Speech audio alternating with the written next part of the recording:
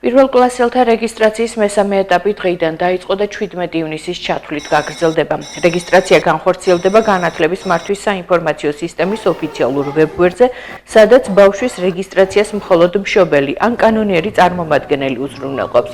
ელექტრონულად რეგისტრირებული მოსწავლის ჩასარიცხად აუცილებელი დოკუმენტების მიღება 18 ივნისიდან 27 ივნისის ჩათვლით განხორციელდება. მოსწავლის ჩასარიცხად აუცილებელი დოკუმენტის განსაზღვრულ ვადებში წარუდგენლობის შემთხვევაში რეგისტრაცია ავტომატურად გაუქმდება. გორის მუნიციპალიტეტის რესურს ცენტრის ხელმძღვანელი მშობლებს მოუწოდებს ყურადღებით გაეცნონ რეგისტრაციის ვადებსა და პირობებს, რათა ბავშვის სკოლაში მიყვანა დროულად და შეუფერხებლად შეძლონ. 22-ში იწყება საყოველთაო რეგისტრაცია, ამასთან დაკავშირებით მთელი ინფორმაცია უკვე გავრცელებულია სოციალურ ქსელში და ამიტომ მინდა რომ ყველა მშობელი ყურადღებით იყოს, რათა მათი შვილები არ დარჩნენ სკოლის მიღმა, იმ სასურველი სკოლის მიღმა, რომელშიც მათ უნდათ რომ თავის შვილები მიიყვანონ.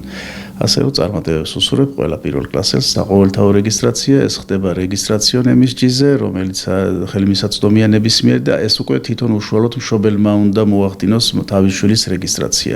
აქ უკვე სხვა ვერავინ დაეხმარება და ამიტომ ვთხოვ ყველას რომ ყურადღებით იყვნენ. რაც შეეხება დოკუმენტაციას, რაც უნდა წარადგინონ, აქ ბევრი არაფერი ისეთი არ არის. აქ აუცილებელია და საჭირო არის ბავშვის დაბადების მოწმობის ასლი და მშობლის პირადობის მოსმობები. ოღონდ საბუთები უკვე წარედგინება რეგისტრაციის დამთავრების შემდეგ, როდესაც დამთავრდება. ასე რომ ეს საჩქარო არ არის. მთავარია მოასწრონ სასულიერო სკოლაში ბავშვების რეგისტრაცია. როდის დასრულდება პროცესი? პროცესი დასრულდება 17 ივნისს, მაგრამ შემდგომი ეტაპიც იქნება, თუ რომელიმე ვერ მოასწრო თავის შვილის დარეგისტრირება, შესაძლებლობა ექნება ნებისმიერ სკოლაში, სადაც უკვე ვაკანსია იქნება და ადგილი იქნება პირველ კლასელისთვის, იქ მოახდინოს თავის შვილის რეგისტრაცია.